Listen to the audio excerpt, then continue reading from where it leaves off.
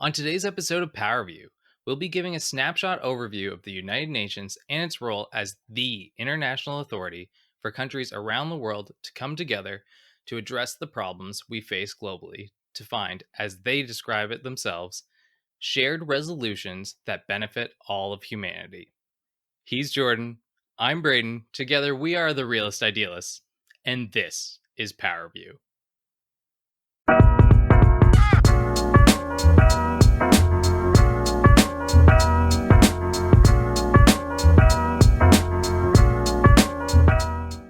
So, to start us off, we're going to look at why the United Nations was formed, and to do that, we kind of got to backtrack just a little bit back to First World War and the creation of the League of Nations due to the horrors that occurred out of the First World War, which was basically the first industrialized war, and the use of certain types of weapons that had, such as gas, that had long-term effects on not just the soldiers but the civilian populations as well, and to prevent that scale of death and destruction on happening so easily again, because as we all know, the First World War was started by a single gunshot that killed Gavril Princip, and it led to a 4-year conflict and 30 million casualties.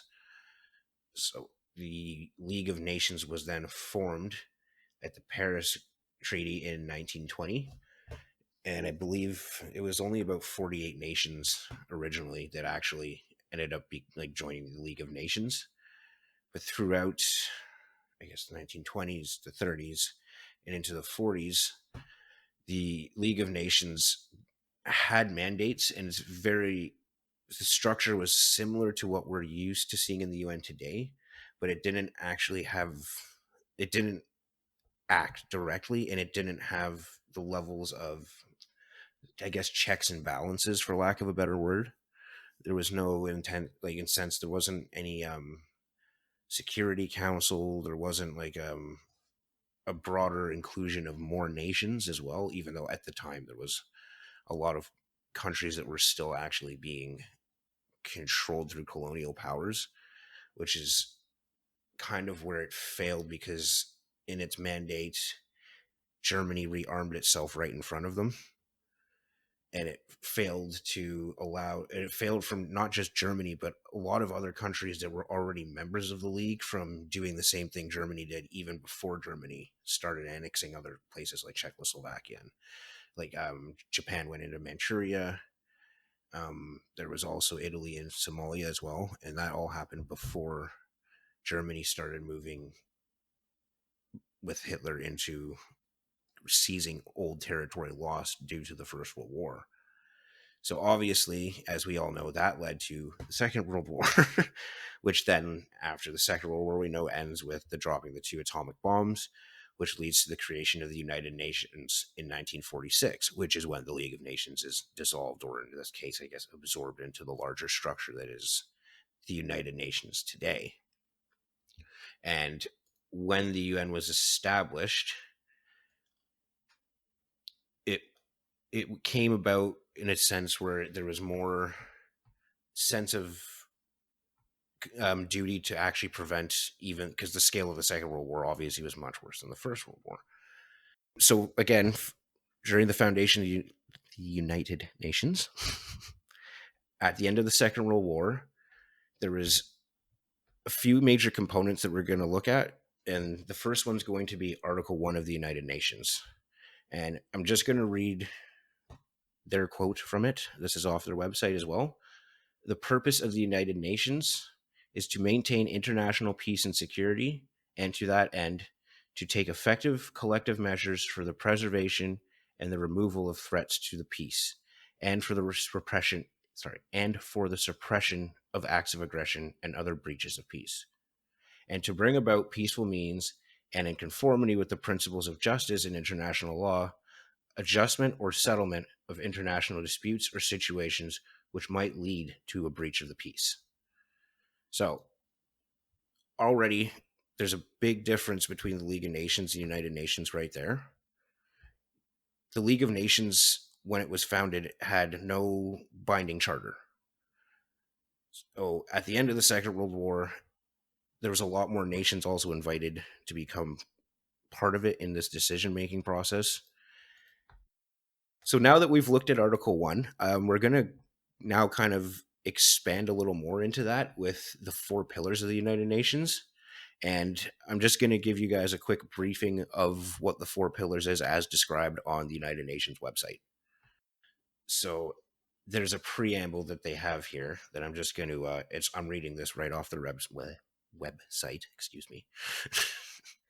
So I'm just going to quote it here quick. It is, "We, the peoples of the United Nations, determined to save succeeding generations from the scourge of war, which twice in our lifetime has brought untold sorrow to mankind, and to reframe faith in fundamental human rights, in the dignity and worth of the human person, in the equal rights of men and women of nations large and small, and to establish conditions under which justice and respect for the obligations arising from treaties and other sources of international law can be maintained, and to promote social progress and better standards of life in larger freedom."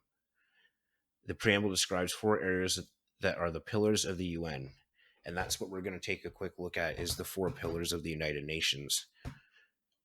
And I'm just going to pull that up here because I made little notes for myself. So we're going to look at all four of them quickly and briefly. And the first one being peace and security. So again, there's just little snippets I have. This is off of the UN.org website. So it's available to anyone. And to save, so the first one is peace and security. So it's just a brief summary, is to save succeeding generations from the scourge of war, which is, we just read this out of the preamble, twice in our lifetime has brought sorrow to mankind. The Security Council is the main organ responsible for maintaining international peace and security, although other organs such as the General Assembly and the Secretariat play important roles in making recommendations and assisting in the resolution of armed conflicts. Number two is human rights. I'm going to be really brief on this one because we're going to get much further into this very soon after we're done talking about the United Nations. The UN Charter also begins by affirming faith in fundamental human rights, in the dignity and worth of the human person, in the equal rights of men and women of nations large and small. And then number three we have is the rule of law. So it aims to establish conditions under which justice and respect for the obligations arising from treaties and other sources of international law can be maintained. In order to develop and prosper, human beings must be able to look to the state for security and protection, and to be able to exercise their individual rights. This cannot happen without the rule of law. The rule of law refers to the principle of governments in which all persons, public and private institutions, including the state itself, are accountable to laws that are consistent with international human rights, norms, and standards. And lastly, is number fourth is development. The fourth declared aim of the United Nations is to promote social progress and better standards in life and larger freedom. The Economic and Social Council, which I think some people may have heard of it, it's the ECOSOCO. You might have seen it, like they come around. It's like they work with the UNICEF too, I believe, is the organ most associated with achieving this goal. It's responsible for coordinating development mandates of 14 UN special agencies and 5 regional commissions. In addition, the ECOSOC consults with academics, business representatives, and more than 2,100 registered non-governmental organizations. So right there, we get a bit of an idea that the UN has more of a foundation than the League did, and that they have these four basically pillars that they are what their purpose of being is, and what they try to achieve by through general assemblies and the Security Council and creation of treaties. Yeah, like the overall foundation of the UN is built What it upon those four pillars. Yep. Yes, thank you. Yeah. So, as Jordan mentioned already, who makes up the United Nations? There are technically 6 organs that make up the United Nations, but for the purpose of today's episode, we'll be focusing on 3 of the 6. First up, we have the Secretary General of the UN. As the UN describes it, the Secretary General is a symbol of the United Nations ideals and a spokesperson for the interests for the world's peoples, in particular, the poor and the vulnerable among them. Essentially, the security essentially, the Secretary General is the figurehead of the United Nations. They oversee the operations of all parts of the United Nations to ensure everything is functioning as it should. They also represent the role of a diplomat for the United Nations, being an advocate for global issues, as well as having the ability to bring specific concerns to the attention of the Security Council, who we'll be speaking about shortly. Next up, we have the General Assembly. The General Assembly is the main body of the United Nations, as it's made up of the members of within the United Nations. There are 193 member states that make up the General Assembly. As members of the General Assembly, these are the only countries recognized internationally by all other nations. With this membership, these countries have the ability to vote on international issues and initiatives that are brought forth to the General Assembly. This is arguably the most important role of the General Assembly, as it is their votes that decide what resolutions pass within the UN. A two-thirds vote in favor is needed for a decision to pass. The UN General Assembly is also responsible for approving the nominees for the role of Secretary General, as well as the non permanent members of the Security Council. The General Assembly is also able to bring forward discussion questions that are not being discussed by the UN Security Council. The member states of the General Assembly also make up the members of the different councils that make up the United Nations, like the Economic and Security Council that Jordan mentioned earlier. Under Article 2 of the UN's Charter, all member states are to be considered sovereign states. This means that they have the right to govern themselves how they see fit without the interference of foreign factors. And number 3 on our list, who we have brought up a few times already, is the Security Council. Now, arguably, the Security Council is probably the most important organ of the United Nations, especially when it comes to considering its influence over everything the United Nations does. The purpose of the Security Council, as the United Nations describes it, is to maintain international peace and security in accordance with the principles and purposes of the United Nations, to investigate any dispute or situation which might lead to international friction, to recommend methods of adjusting such disputes or the terms of settlement, to formulate plans for the establishment of a system to regulate armaments, to determine the existence of a threat to the peace or act of aggression, and to recommend what actions should be taken, to call on members to apply economic sanctions and other measures not involving the use of force to prevent or stop aggression, to take military action against an aggressor, to recommend the admission of a new member, to exercise the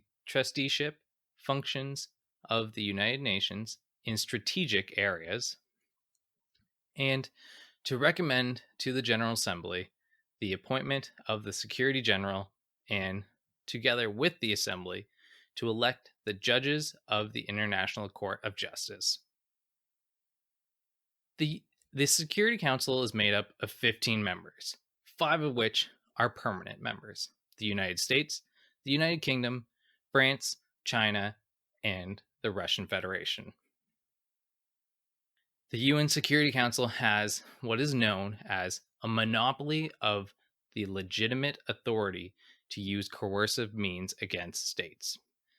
In layman's terms, it means that the Security Council can decide whether the use of force or any other means can be used against another nation.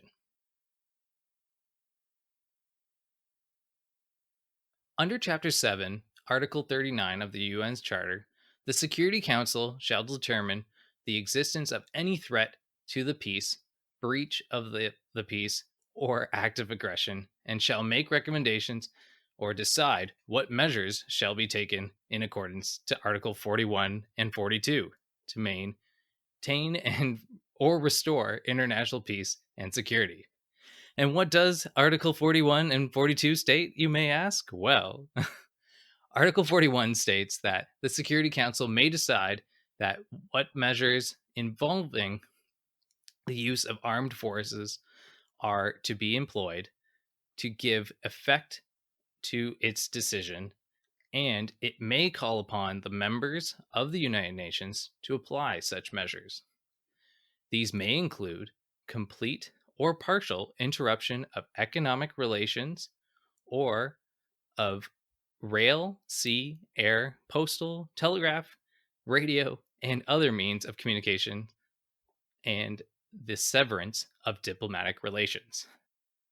Article 42, should the Security Council consider the measures provided in Article 41 would be inadequate or have proved to be inadequate, it may take such actions by air, sea, or land forces as may be necessary to maintain or restore international peace and security. Such actions may include demonstrations, blockades, and other operations by air, sea, or land forces of members of the United Nations. This is all extremely important to know and understand when it comes to the discussion of the actual enforcement of the UN laws. And moving on from there, we kind of want to look at some of how, or sorry, what are some of the tools the UN uses to enforce these laws and achieve some of their goals set out, as we've discussed earlier in the four pillars and in Article 1 as well. And I think the most commonly known one, I think to most people, you, me, kind of anyone that's an adult, where you end up watching the news at some point, just 'cause, is You're somewhat treaties. familiar Yeah, with the UN, right? Yeah. yeah. They go and make treaties as a way of reaching these goals, hitting these targets, and following through with what they've stated in their four pillars. So there's a couple. I'm going to bring up one that's kind of an interesting one, because the Montreal Protocol was the I've actually, through my jobs, have suffered through. Shouldn't say suffered through this, but I've had to learn and relearn. And then, as they've changed the type of material they've used for freon and refrigerants, this treaty they signed in 1987. All 193 members of the UN are part of this, so all of them have agreed to follow it. There's 197 states in total that actually participate in this. So there's 4 states outside the UN that also take part in this as well. And it was basically a treaty to find more efficient ways of making refrigerant. And I think even in my time, which I'm like 1987's the year my parents got married, and I was born 4 years after that. So this treaty has been very active, because I've been in the workforce now for well over a decade, and it's something I've in previous jobs where it's, oh, we're switching it to this one this year, so you gotta go and change all the labels, and it's, you're like, oh, because it's a lighter version, it's better for the environment. So that's one of, like, to look at a positive, I guess, right? Is Yeah. It's very interesting. And then I remember there was an article recently where they've noticed that the ozone hole over the Antarctic is closing. So it seems to be working to some degree. And it doesn't mean it's not everything's all rainbows and everything, but that's one example of treaty I found curious, because I didn't even know it was signed here in Montreal. So it's named after Montreal, right? But there's a slew of treaties, obviously, that address almost every section of what the four pillars kind of outline. Because as we know, since the creation of the UN at World War II, at the end of World War II, the world has become a more dangerous place with the creation of nuclear weapons, the Cold War arms race.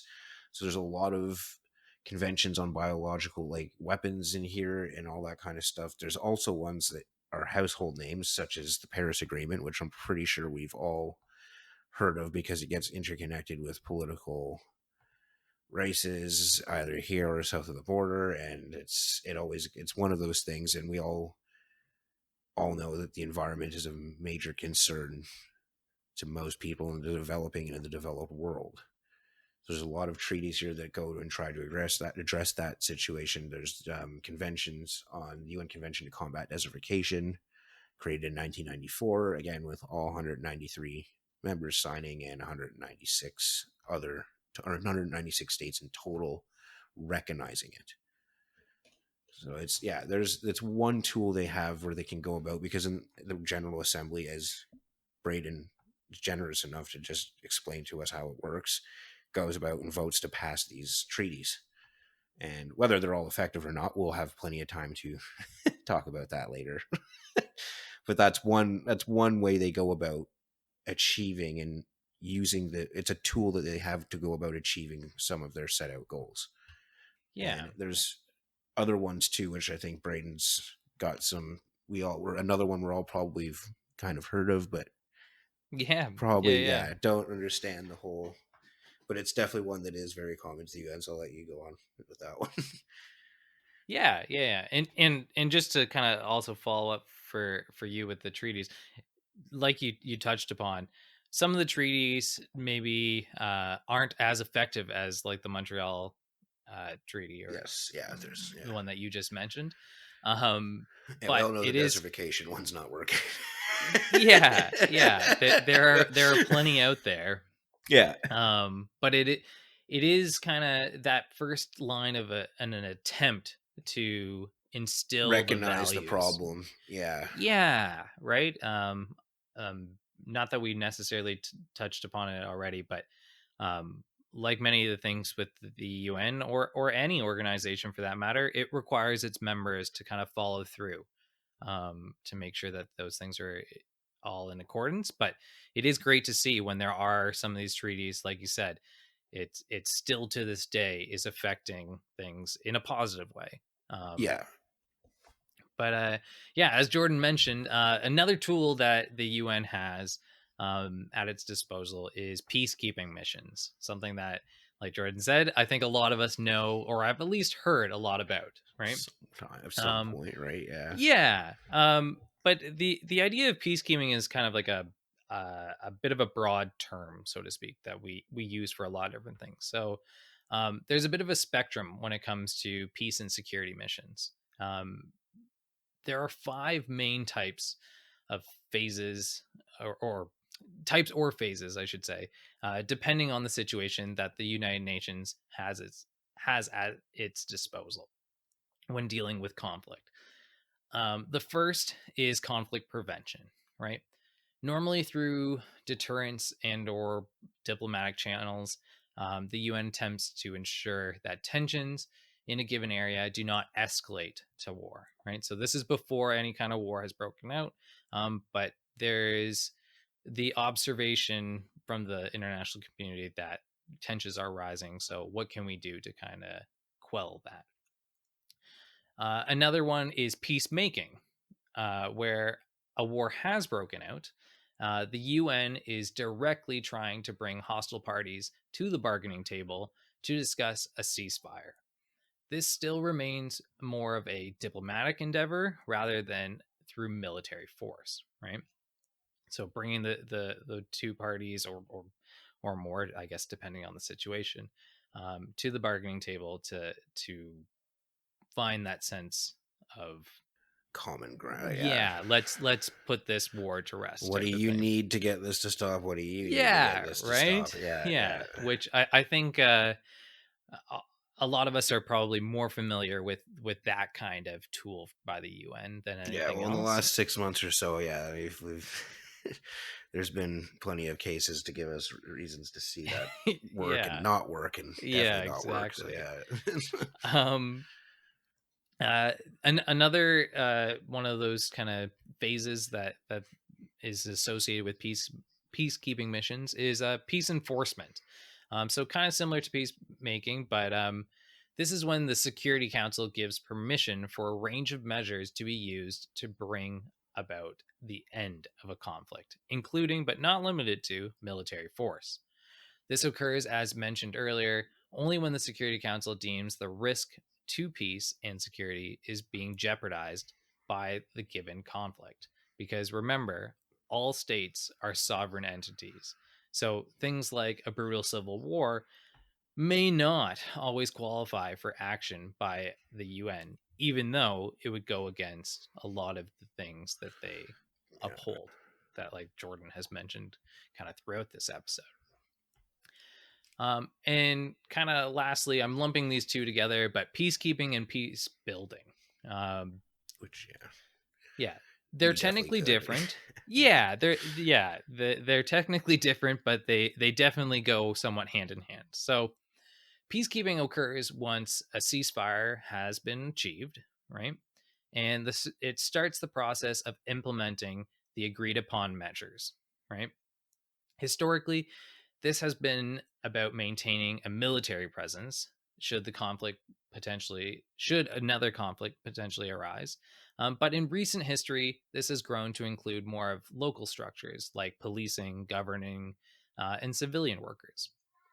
Peace building, on the other hand, is focused solely on the strengthening of institutions within the country to help ensure that violent conflict is never used as an option again. This often spans many years to be successful.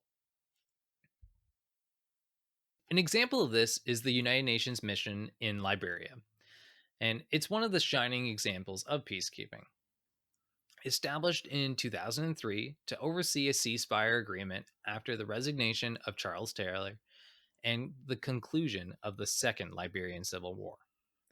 The mission managed to disarm and demobilize 101,496 active combatants, and local attitudes towards the mission were that an overwhelming majority of people felt that the presence was beneficial for the overall success in maintaining the ceasefire. The mission lasted 14 years and saw roughly 130,000 troops, 16,000 police officers, and 24,000 civilian staff. Now, as we've kind of already discussed, the UN has a number of different tools for dealing with international conflicts and issues as a whole, right? Both, Yeah. I guess, positive and negative. Um, but now we're going to take a bit of a shift to what Jordan and I would feel that is a bit of a little bit more along the lines of a negative side of the tools that they have at their disposal. Yeah. Definite And loopholes. Yeah. yeah, that's a great way to put it. Yeah, things that are built in the system that maybe undermined some of the values that we had seen in Article 1 or the preamble with Or the four any of the four pillars. pillars. Yeah. Yeah.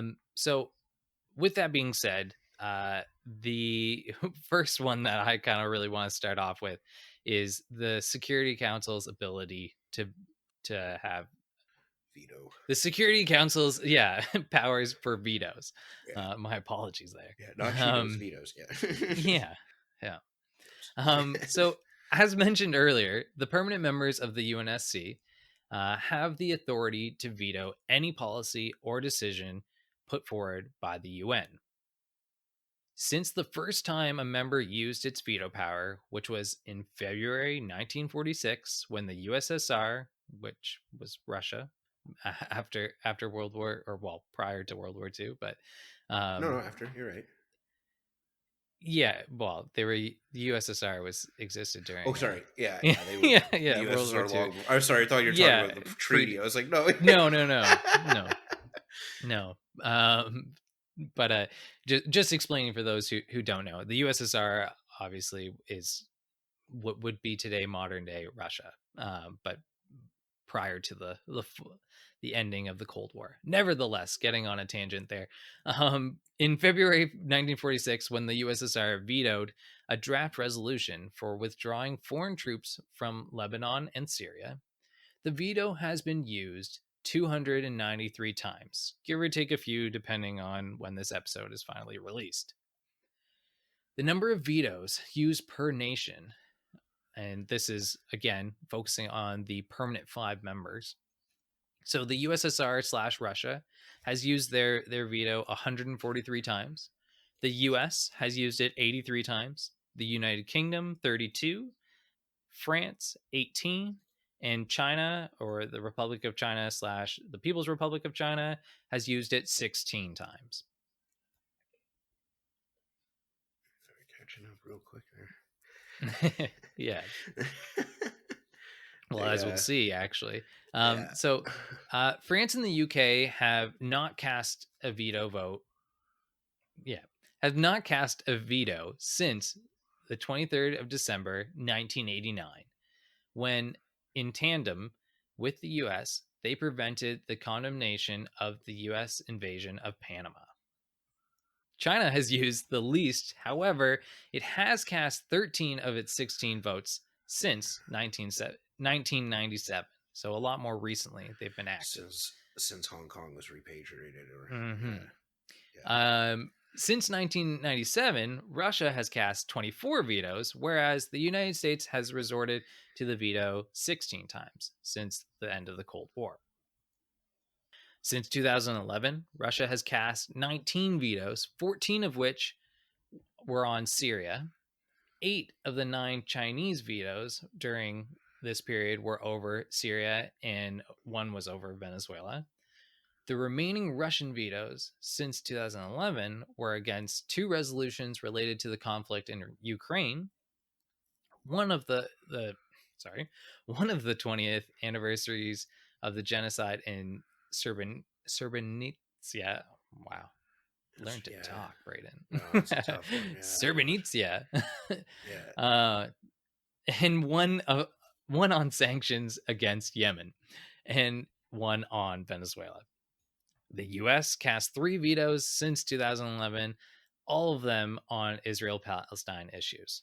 So it does give you a bit of a sense of kind of what each of these countries are prioritizing, right? The use of that veto um, has always been very politicized, right? Yeah. It's not necessarily what they feel is right based off of the UN It's usually what's serving charter. their current goals, right? And if you look, like, Exactly. Russia's probably got the major shareholder of veto usage since the end of the Second World War, Yes. and the amount of time the Soviets would use it to block the rest of the countries from having them create more nuclear bombs. Yeah. And just the idea of forcing, depending on what side you're looking at things, right?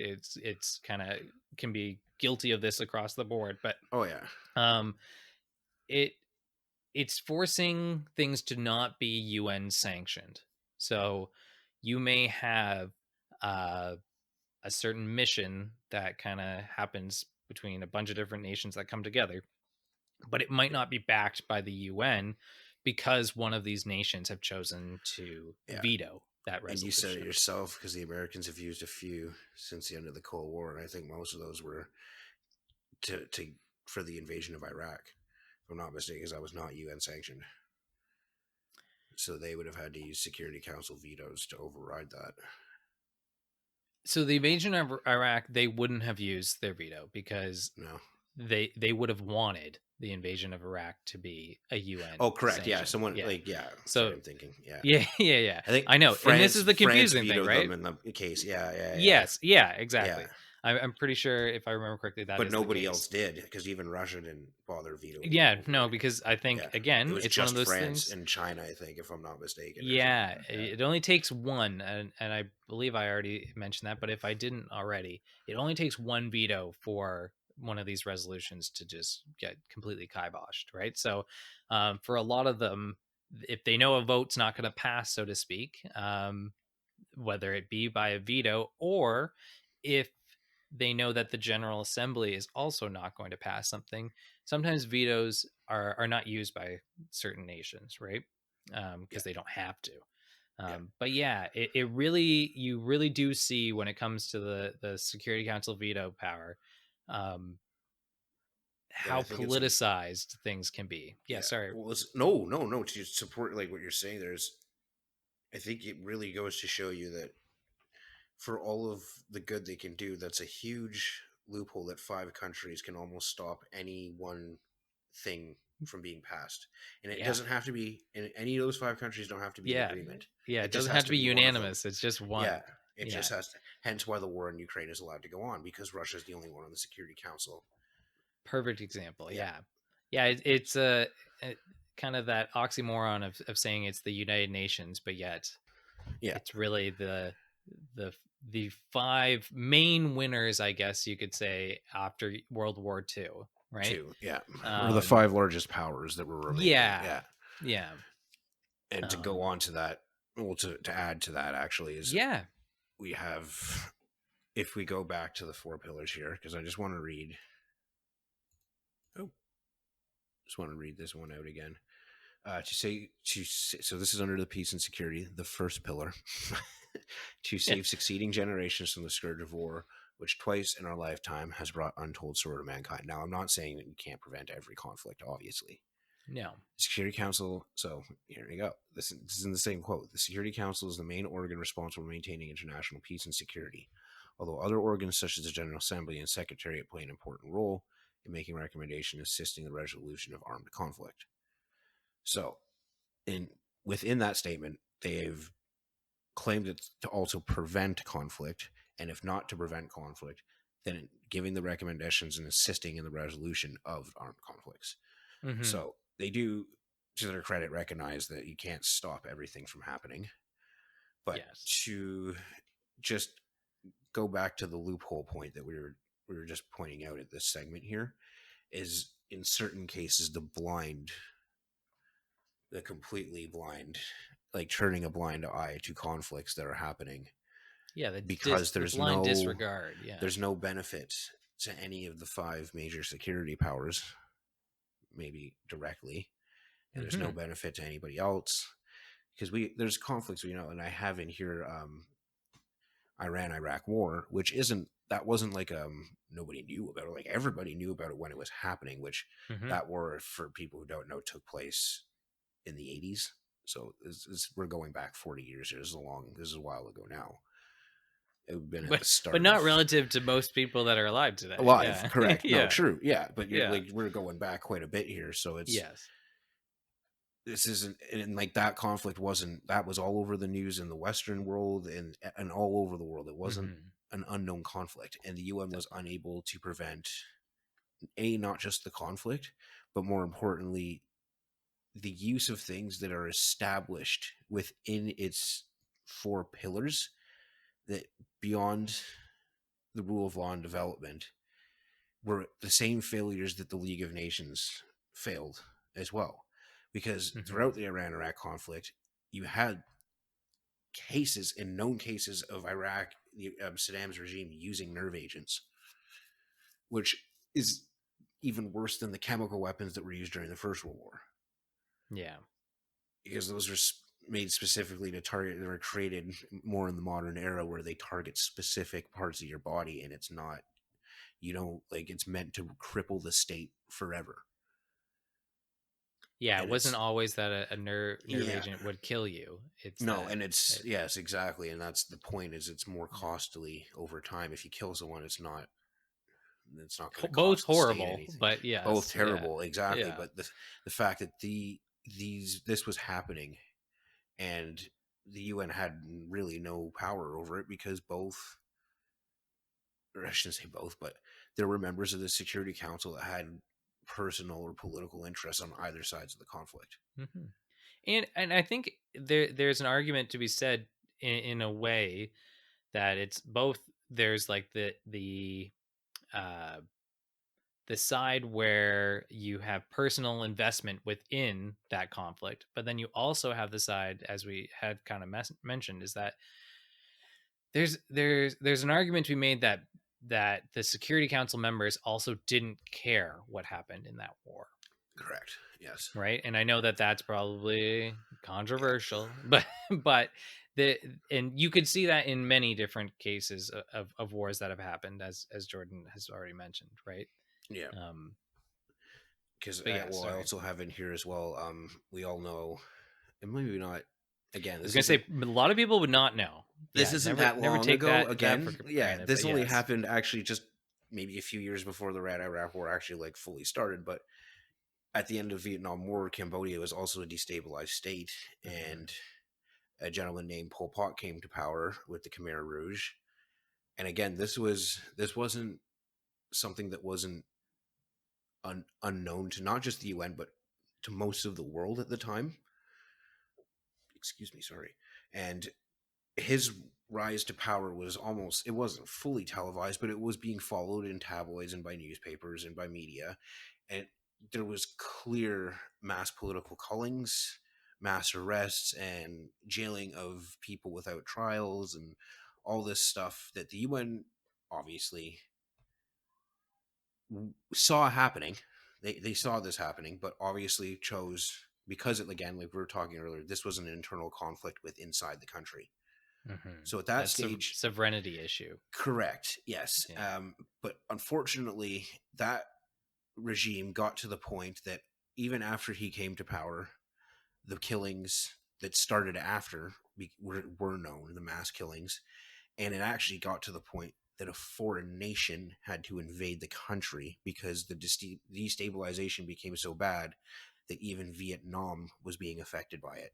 Hmm. And this is only 3 or 4 years after the Americans left Vietnam.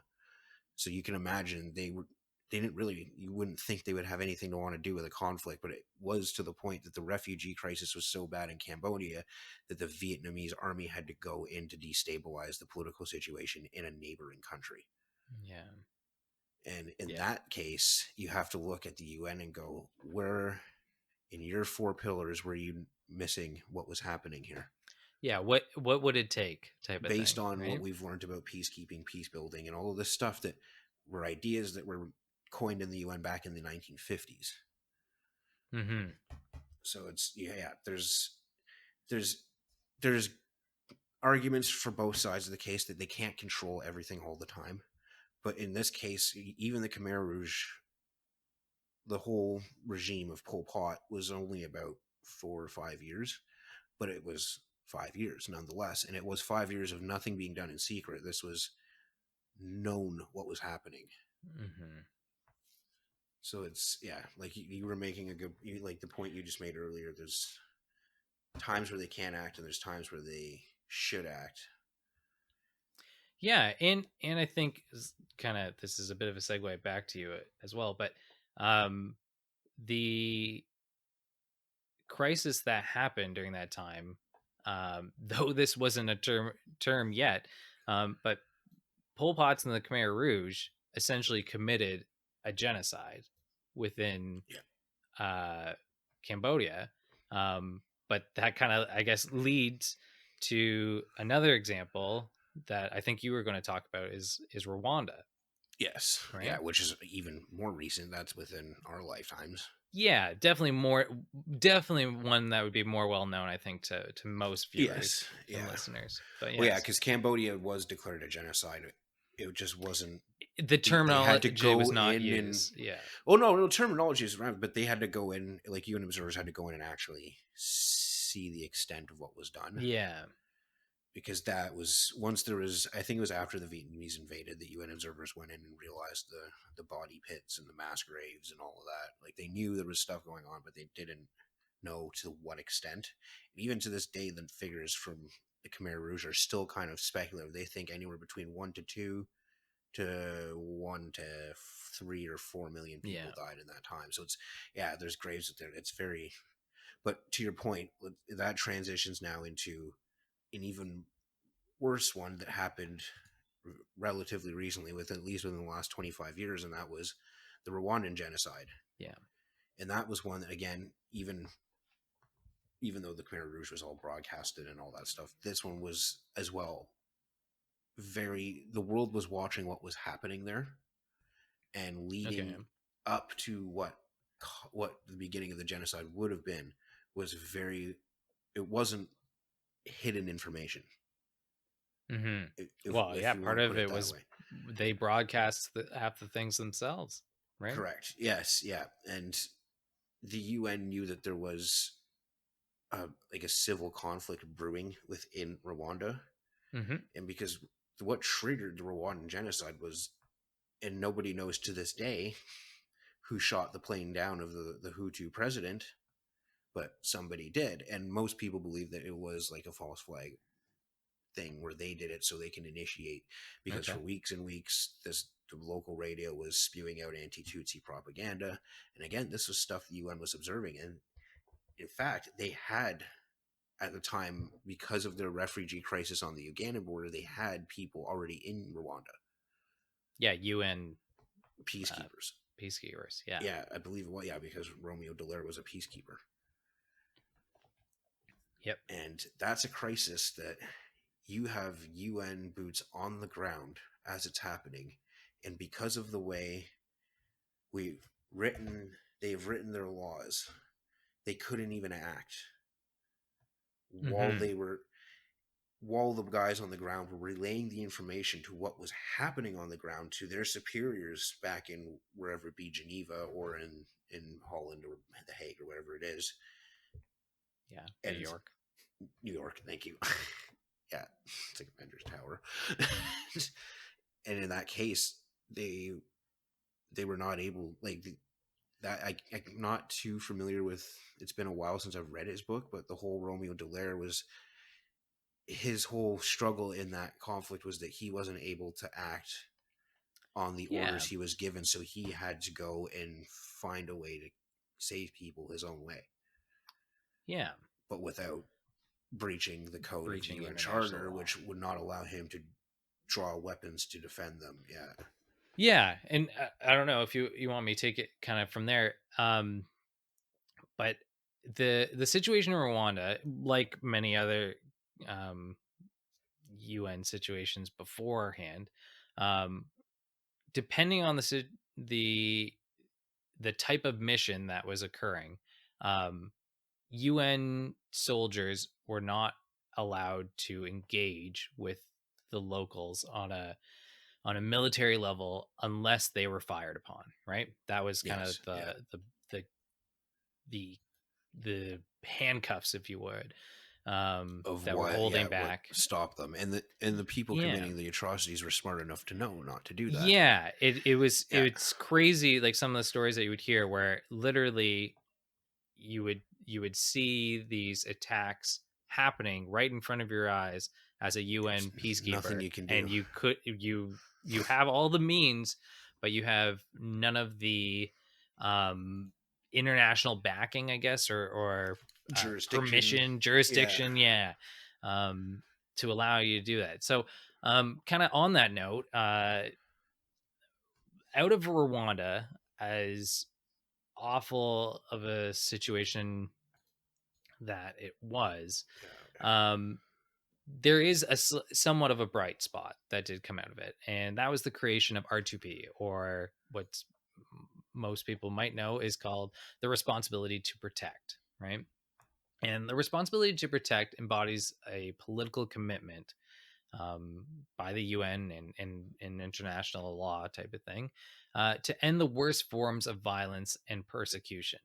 It seeks to narrow the gap between member states' pre existing obligations under the international humanitarian and human rights laws and the reality faced by populations at risk of genocide, war crimes, ethnic cleansing, and crimes against humanity. Um, Francis Deng, uh, Deng's idea of state sovereignty as a responsibility affirmed the notion that sovereignty is not just protection from outside interference, rather, it is the matter of the state having positive responsibility for their population's welfare and to the and to assist each other. So I guess to explain that a little bit better, uh, um, sovereignty prior to RGP really was kind of the be all end all. It meant that if it happened within your borders, it was your problem, your issues to deal yeah. with, and it wasn't up to anyone else to kind of come in and make that situation better. Uh, Once RGP kind of came into play, um, since then, the idea is that if there is a conflict, whether it even whether it has multiple nations involved, or even just a situation like Rwanda where it's a bit of like a civil war, or um, parties within a local domestic state, um, the international community as well as the local governments have the responsibility to kind of do the right thing to preserve the welfare of its people, right? So if a government itself is committing those crimes, then the international community has to step in. And if it's not the government that's committing those crimes, it's still both the government as well as the international community is supposed to come together to kind of deal with those issues, right? So we Whatever. have Yeah. kind of seen um, some of like the Islamic fundamentalists, right, like Boko Haram or stuff like that, Yeah. where that's not the government doing any of those things, but it requires that the international community and the local governments to kind of Work deal with together. those, Yeah. work together to deal with those things. Yeah. But yeah, I kind of, I think on that note, we've kind of talked about a lot of different things when it comes to the UN. Definitely some pros, some cons. There's a lot of structures that make up the United Nations. Some more convoluted than others, that have allowed for, I guess, some backdoors and some loopholes depending on how you want to look at things. Um, but yeah, I don't know, Jordan, if there's anything in particular that you wanted to touch upon, but I know for myself, one of the big things that I look at when it comes to the United Nations is its connection back to democracy, Yeah. right? Um, and how the UN is kind of looked at as like a um, for me, it's the epitome of democracy, right? Like it's the largest scale version It's a that you could scaled up have. version, yeah. Because you have the Yeah, General Assembly that's everybody going to vote. And we kind of touched it because you just said it like yeah, 2 minutes ago, where you're like, the UN does have its strengths and it does have its weaknesses. And it's sort of like democracy in that sense, where like it has its strengths, but the loopholes 100%. within in its own strengths are so detrimental to its own functioning that it's hard to like see it almost. Yeah, how do you If reconcile? Like, yeah, I was just going to say, sorry to cut you off.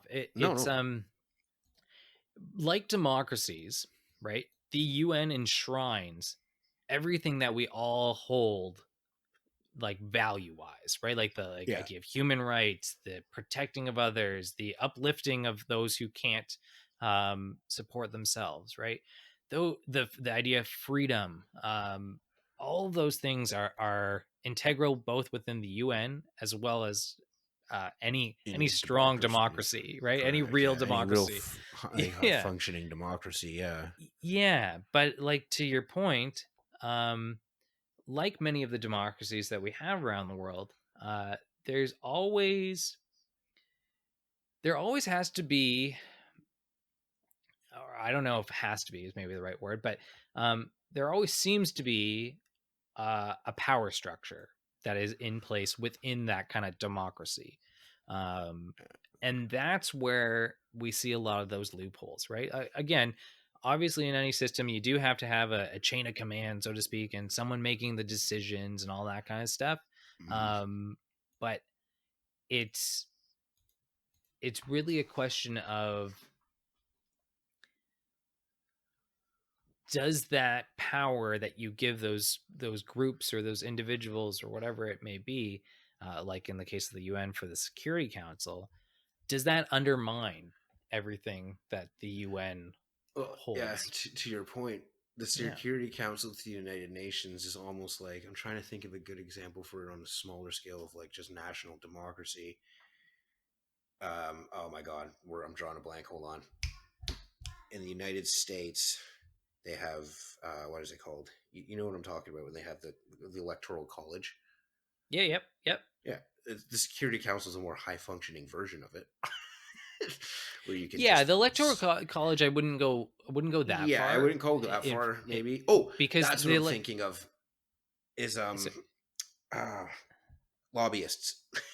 okay, yeah, because I was Yeah. like, electoral college I wouldn't describe it Yeah, as that, no, but no. Like the lobbyists kind of almost act the way the Security Council does sometimes. Like, hey, you sure you want to do that and pass that bill now?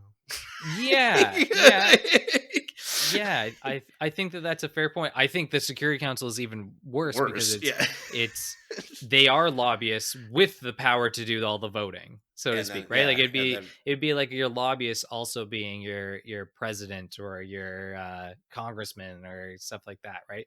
Now yeah, the difference is uh, lobbyists just kind of buy off their voting power, as opposed to in the case of the Security Council, they just decide for themselves, right? Like selves, yeah, so, if yeah. it meets their political agenda, then something like that can happen. Versus things that they don't care about, it kind of gets pushed to the It just side. gets forgotten. Yeah. Yeah, no, but I totally hear what you're saying about the idea of lobbying, because it's like as we discussed with our democracy episode, it is that aspect of the politicization of just about everything, that ends up undermining um, Functioning, I amazing guess. institutions at its core, so to speak, or Yeah, the like the ideas of United the Nations. core. Yeah, Yeah, right. Like again, you started off our episode, well, besides talking about the League of Nations, but um, starting off with like the first parts of the UN Charter and that Article 1 and the preamble, both of those things uh, really do, at the end of the day, epitomize what the UN is supposed to stand for, right? The purpose of yeah. its existence. What it was founded Um, for. Yeah, yeah, and so it's trying to deal with the fact that you have those beliefs, but yet you have allowed 5 members of 193 to make or break all the decisions, decisions. right? Yeah, Um, and that's the same kind of. You don't see it translated exactly the same way into like a nation's like state level of democracy, but you do see where the same loopholes follow through almost to the letter.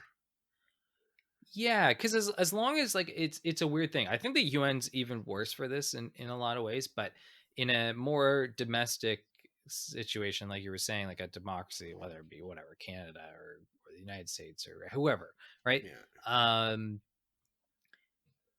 because they have their constitutions, there's obviously a level of, hey, we can't make a rule unless uh, it it can be backed up by our constitutions, right? Our charters of yeah, rights and freedoms or whatever.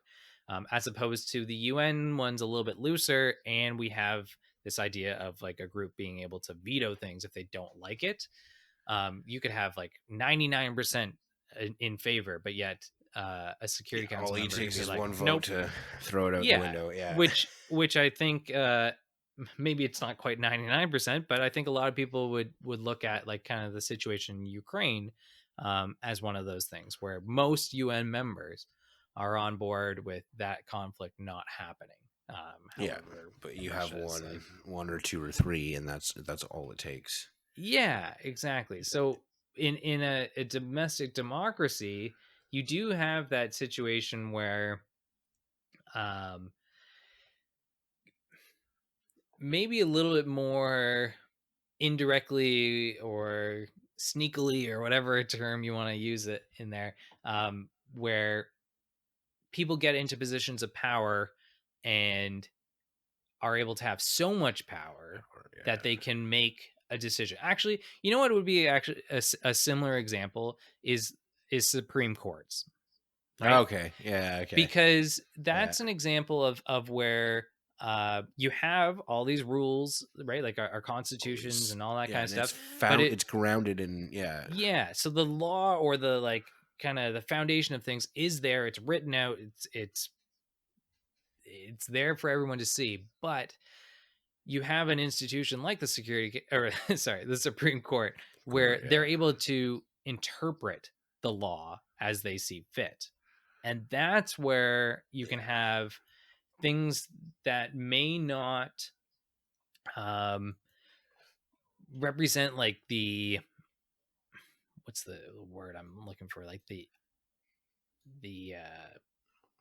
like ideals of the law, or what's the word I'm looking for, Oh, I feel like that. the inherent message behind a certain thing, right? um why a law is put in place for the purpose of it, right? Um, right, the idea of if you have the right to life, right? Well, Okay, yeah, yeah. obviously, if you have the right to life, that's when you get into issues about the discussion of like abortion that we're seeing in the Yes, United correct. States, Yeah, right? yeah. Because it's like, how far do you want to take it, right? Or the Second Amendment. I know I'm using American things right now, but is To be another fair, yeah, example, right? It's like, where, yeah, what did the founding fathers mean by that, right? Like, does it mean yeah. that everyone can have uh, an AR and that's fine, or did it Or mean that is it a we, looser interpretation? It's like if yeah, you or is need to it take more up about arms, you have the militia? right. Yeah, Yeah, like having a domestic presence, like a the equivalent of like the National Guard type of situation. Is that what they were yeah, more implying, right? yeah. Um, and there's examples of that in Canada too. I'm not just trying to Oh yeah, there's use American plenty of examples. constitutions. Yeah, it's just ones that people can recognize, right? So Yeah, I think a I lot of think people, that's yeah, it's in the news a lot yeah, and that because type of thing. that's our problem. We have up here is we like to focus on politics that Um, isn't our own. Yeah, American politics, yeah. yeah, which isn't structured the And same then we way. take it Yeah, on ourselves and say like, "Hey, should we be questioning abortion? Should we be questioning?" And you're like, and it's "No, like those things no, we are have settled." our laws here Yeah, are yeah. fine. Yeah, Our like gun laws are stop. settled. Like, Yeah, yeah. don't just leave it. Like, Yeah. we're not. Whoa, we've we signed our paperwork. They're still trying to Yeah. figure theirs out. Yeah. Right? Let them fight each other. If they're not, Eh, don't bring their stuff up here. oh no, yeah. Yeah. But yeah, it's that idea that if at the end of the day we have certain parts of our institutions where they are given so much power, kind of similar to that Security Council, Correct. that Yeah. they can shape the outlook Policy. of Yeah. policy. Yeah, Yeah. rather than kind of the spirit of the law. I think that's what I was trying to say earlier, right? Okay. Yeah. Um, that uh, is the spirit of the law trying to be upheld, or is it that I'm trying to influence things by my personal side of things? So, right, in the Correct. Yeah. That case coming of the back to the UN, yeah yeah, in the UN, right, if we went through all the different veto Security Councils situations, over and the years. Yeah. yeah, Why did and you really do that? Yeah. yeah, and I think a lot of them are very clear to see that It's not it's like they're hiding why they did it. Yeah. It's no, it's because of, yeah, they have economic or political interests in interests. those Yeah. conflicts. Yeah. And that's why also you have the flip side of kind of what you were talking about with the blind or like ignoring conflicts and things like that, where the UN also doesn't get involved.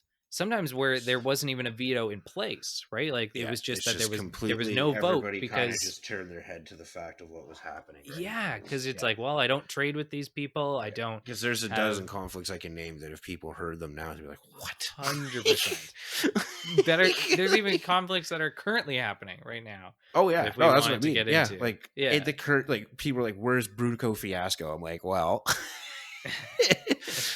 it's a place where there's a lot of open warfare right now. Yeah. It's Yeah. easier to find a hand grenade there than a job, but like nobody knows about it. And like pointed to me on a map, couldn't. And Yeah. I'm not talking just about Americans. I'm talking about my own fellow like neighbors Oh, here and stuff too. Like, yeah. yeah, Which again, that's not to, so like I always look at something like that. I don't expect whatever regular everyday people to just know to all know these about things. yeah every single thing. What Yeah, we do expect is that the institutions that we have kind of put in place in life to be responsible for these things to yeah, actually own up and deal with the yes, conflict that we have in our world, right? That's the bigger thing, right? That's what kind of, I guess, the message with our situation with the UN. Not that we're trying to get too much into the weeds of our personal opinion. I think it has kind of come forth shown regardless. itself. But Yeah. yeah, But it is that idea that if we have these institutions, if they are supposed to be what we believe in, right? Like they should meet what we actually think of. Like I don't know about you, but growing up in life, I held the United Nations in pretty high regards, right? Just like I yeah, hold the democracy in high regards. And it's not to say that I don't still hold these things in high regards. But the more you learn about them, the more you also learn that there's so many loopholes with these things. And it's like, well, it should be just an open and shut case, right? If you're yeah. if there's violent conflict in this world, we as a people, if we have the power to do something, right? You should stand up and do something, right? It's like It's almost it's the like, idea of Santa Claus, where you okay, grow take up it. thinking that, because yeah, Yeah. you grow up thinking that, oh, there's this amazing thing, and it's like, if I do good, this guy works his butt off, and he brings me a little something, Yeah. once a Yeah. year, and it's just like we all work together, and if we're all good, we all get something from the big guy, Yeah. like in the UN's, like, That's too as a funny. kid, you kind of see, like, when you're younger, anyways, when you're not a kid, but like you kind of see the UN as like this, like, Santa that's Yeah, like, you oh, idolize. maybe It's an there is this like idealistic big overwatching thing that's gonna help, protect us all. make things right. And then Hmm. you get older and realize Santa's not fucking real. Sorry for my language, but you realize that you're like, oh, Santa's not real. But then there's that, and then you get to another level. You're like, oh, well, we all have to be Santa. Yeah. I Well, gotta be that's Santa. Like, that's pretty philosophical in a lot of ways, where it's like, because as funny of an example as that is, we do all have to be Santa in the sense of we all have to, if we want something good in this world, we have to be the good in this world, correct. right? You gotta make it. Yeah, and Yeah, it's and again, I think all of us as individuals should be doing that, but I think that yeah, there's a huge onus on the institutions that say that this is what they are doing for them to uphold that. yes, yeah, Again, not to go down the rabbit hole of democracies, but like whether it be democracies or United Nations as nations an or whatever else, institution, some yeah, kind or of, everything in between, global, yeah, yeah, whatever we choose to be in 100 years, and is, 100%. yeah, You need to be, we should be honest with what we kind of are and what the situation is with all these things, because if these institutions are being funded and supported and upheld based off of uh I don't want to say a lie, because that's very no, harsh, but I like, think, but being upheld over kind of false pretenses in the sense of or they're being there's taken a lot of advantage good that of, is coming out of the UN, but at the end of yeah, the day, you have to remind yourself that the good that is coming out of the UN is being allowed to happen, rather than yeah, is it's just like that's being what the it sole focus exudes. and driving force. Yeah, Yes, yeah, thank you. Yeah, yeah, right. It is. which is It. exactly what the pillars outline it should be. It's just Yeah, back to the yeah, Santa Claus thing. It's not what it turns out to be. yeah. Right. And The it's ideals of trying to do Santa. this thing. Yeah, it's Yeah, you have to believe. yeah, yeah. Yeah. Yeah, Um. I can't. Yeah, I think this is a Family Guy episode. They get up there and like Santa's dying. Like he's all like, "Wait, I can't keep up," and he's just. Oh But my it's that thing goodness. where it's like, yeah, it's like it's not like you get this, like, it's so easy for anything to fall into disrepair, and it doesn't take long. You Hmm. can have the greatest idea in the world, and it doesn't take long. And Yeah. you might not notice it. That's the thing, because it's like, it's the idea. It's great. It's there, right? It's like Yeah. Santa. It's great. He's Yeah. there. It's like the UN. Yes, it's great. It's there. But like, Well, and I mean, like, yeah, is there arsenic going into our toys? Like, probably. yeah.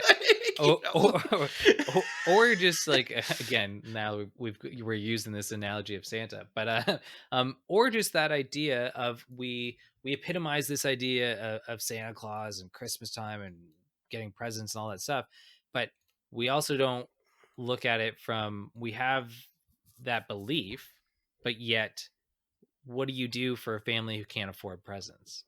Mhm, Because those parents are the ones who are like Santa Claus, right? Where yeah, it's like that kind of thing of, oh, we've propped up this thing because for you and I, it's great, and we're able to exactly. afford And it's these not just things. the UN. Like, think about democracy in the same way. It's like, oh, it's so great, but it's like, is it? It It's should still, be. it That's should be. that's the That's the thing. Yeah, problem. like Santa should be hitting it for everybody, but it's not. Yeah, Yeah, it yeah. There's doesn't. no, there's nothing inherently wrong about that. It's that, yeah, in practice, because of those kind Thank you. of, Yeah, yeah. You don't get the whether it be loopholes or whatever you want to call it, that's where it falls short. And yeah. that's where, if we're not honest with the shortcomings of things, that's not to say that like, okay, burn it all to the ground type of thing. Like, I'm No, and pro Santa Claus. yes, exactly. Same. Yeah. Fire up the But factories, but yeah. yeah, but there is, if you, I don't know, lie to yourself and lie to your children for the rest of your life, there's also some detrimental factors that come into play Consequences to there, that. Yeah. right? Yeah. Yeah. Um, but now that we've gone on the topic of Santa Claus, I think that that is a great place to maybe call it for things. Even though that I do think it is a solid analogy. um, I had But no yeah, idea where you were before going we to go with it at first. start making wishes here. Yeah. Yeah, yeah, yeah. This is, see, now we're starting to get into the territory of what eventually the podcast will get into, where it's way more free flowing and Yes, just exactly. Yeah. not as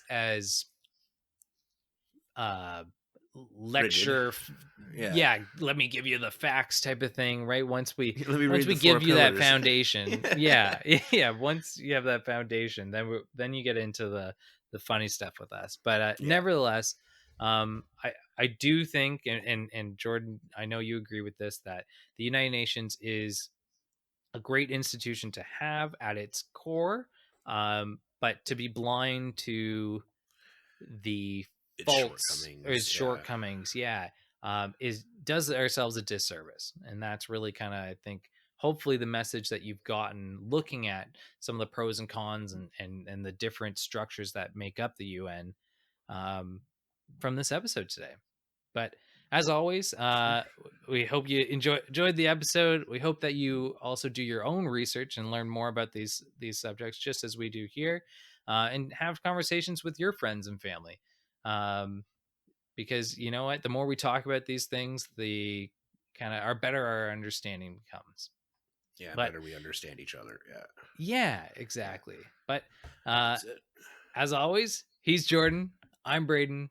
Together, we are the Realist Idealists, and this is Powerview.